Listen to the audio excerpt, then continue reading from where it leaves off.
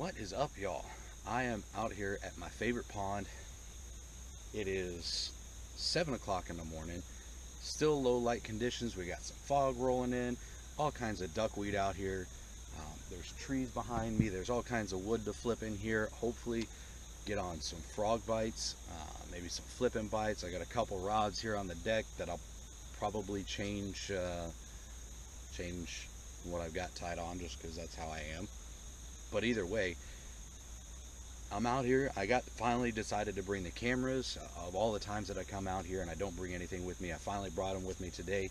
So hopefully we get on some good fish. Hopefully we get some good content. Hang on, strap in, let's go. Let's see what happens. I don't know. Let's just do it. Alright, so I'm going to start off with this Teckle Sprinker frog here in this kiwi lime color. This water is kind of a, I don't know what they call it, a tannic color. It's kind of got that dark iced tea color to it. And then with all the sparse duckweed here in this little pocket, just gonna start off with the Sprinker frog, hoping for a topwater bite. I was out here last week and caught a 4-pounder on the same technique, just throwing this thing through the sparse duckweed, kind of out in open water a little bit more, and like I said, caught a 4-pounder. At the same time though, there was all kinds of blow-ups. I'm not seeing near as much topwater activity this morning, so we'll see how it goes.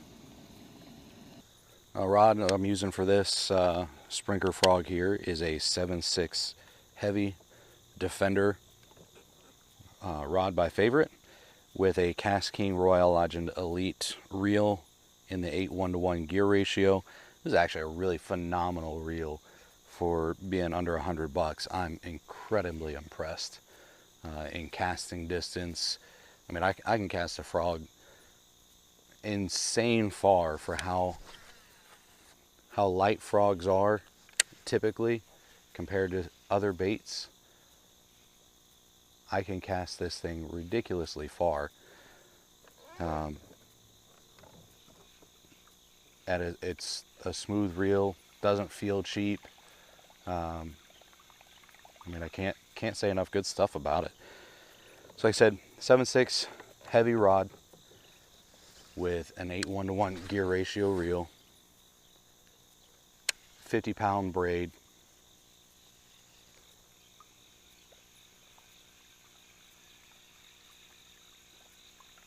and that's my frogging setup.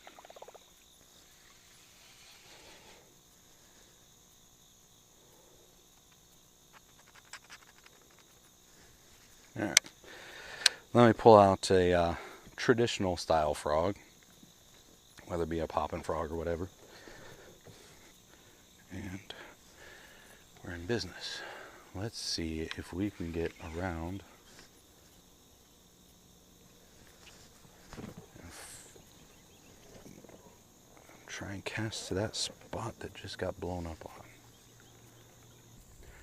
Well, here it is, folks. Doing what I didn't want to have to do. And I'm throwing a drop shot. A little 1/4 ounce weight. Tiny little finesse swim bait as the bait of choice. Small little finesse hook. Throwing to this point. And I guess we'll see what happens.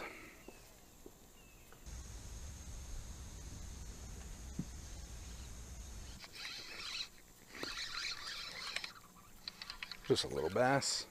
Heck yeah. Finally though, got a fish.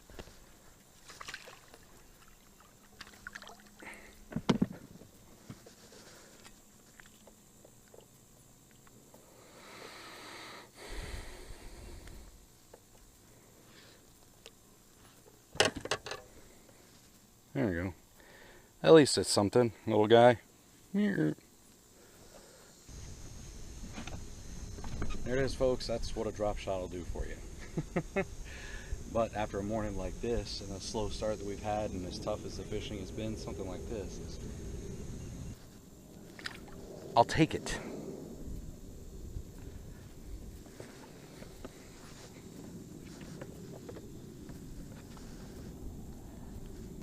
All right, so I've only got about 30 minutes left to fish before I want to get off the water.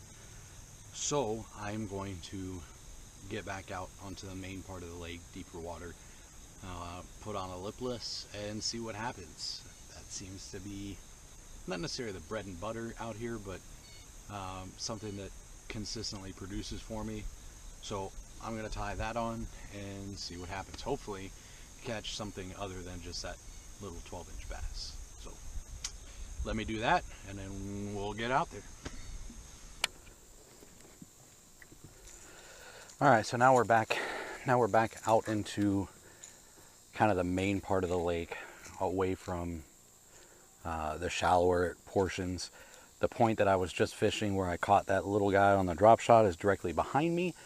So now that we're in some current, I'm gonna throw this Yo-Zuri lipless crankbait, throwing it on the 7-foot medium heavy Phantom rigged rod, the John B edition, along with a Shimano Metanium DC7 on 17-pound fluorocarbon. Great all-around combination right here. You can do a lot of different stuff with this. This isn't what I normally throw my lipless on though. Normally I'm throwing it on a 7.6 medium heavy moderate balance rod with 12-pound fluoro and a 6:3 to 1 gear ratio reel. So it's a little bit different setup, but it still should do just fine. So we're gonna get out here, try and rip some of this grass, try and get some of this reaction strike, and see what happens. Hopefully we can catch some more fish. Like I said, the point that I caught that fish on the drop shot is this same point right here. But just along right here, there's a grass line that extends from that point, and I've caught a lot of fish throwing a lipless right along that grass line. Hit that grass, rip it out of there, and they'll hit it right then and there. So no guarantee that's what's going to happen today. Hopefully it does, but you never know.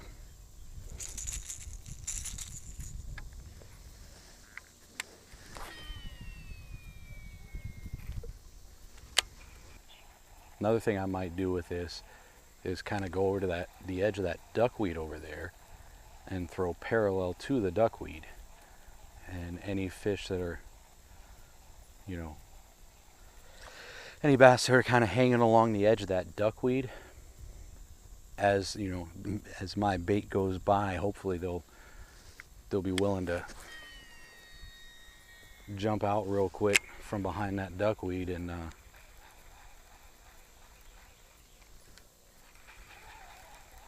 hit that bait.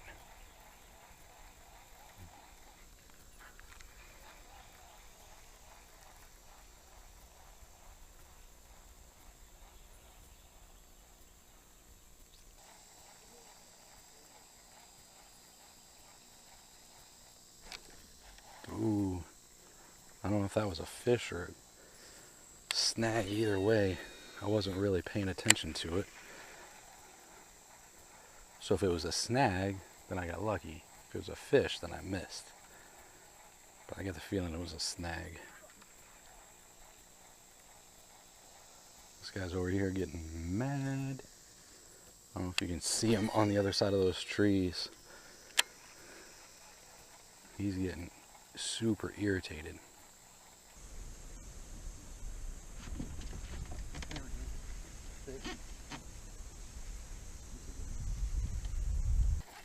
That's a good one.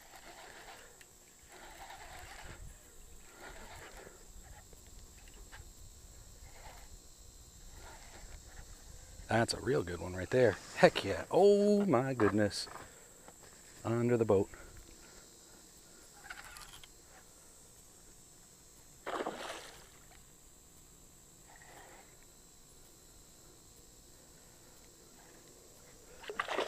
Alright, so, oh man. Back under the boat. Tell you what, these fish in this pond fight ridiculously hard. I mean, I've had some good fighting largemouth, but these fish in here are on a whole nother level. Barely got him too. Get your face over here. Look at that, boys. That's how we do. Heck yeah. Barely hooked him. Look at that. Look at that. Right on the edge of that duckweed, just like I was saying. Heck yeah. All right, let's get a weight on this one.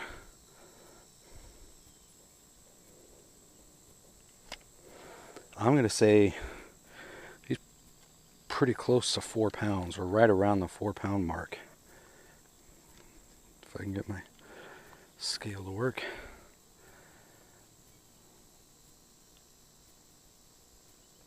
$4.25 on the money. 4.25. Heck yeah.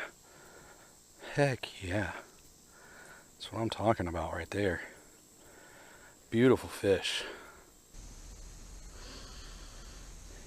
Old patented Lake Fork guy sniff.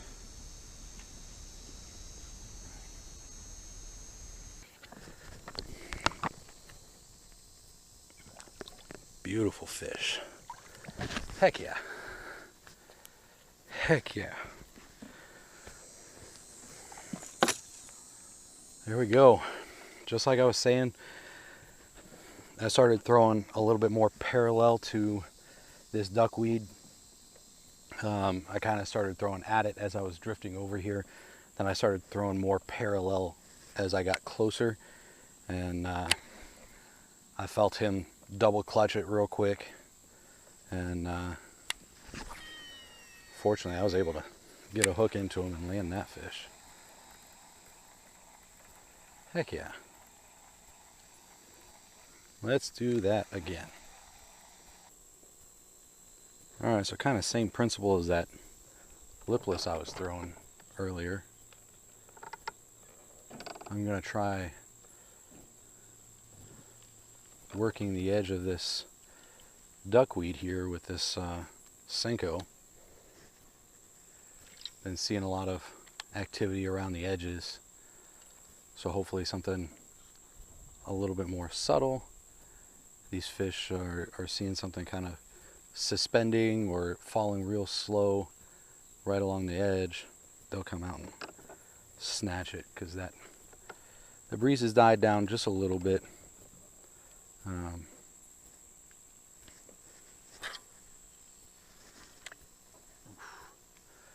I said, that breeze has died down just a little bit, so there's not quite as much current.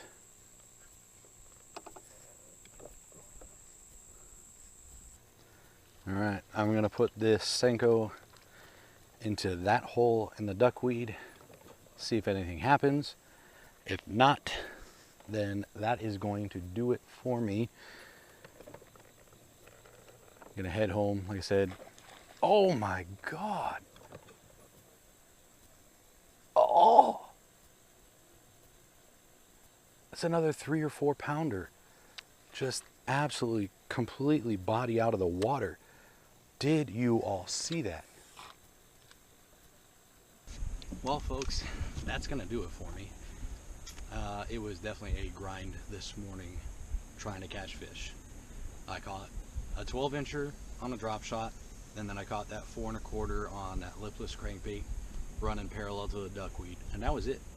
Been out here since 7 o'clock this morning. It's 10 o'clock now, so for 3 hours, two fish, which is unfortunately uncommon for this pond. Normally I'm used to catching 3-4 fish in a day. Not all big, sometimes they're small like that little 12-incher, but more often than not I'm catching some good fish out of here.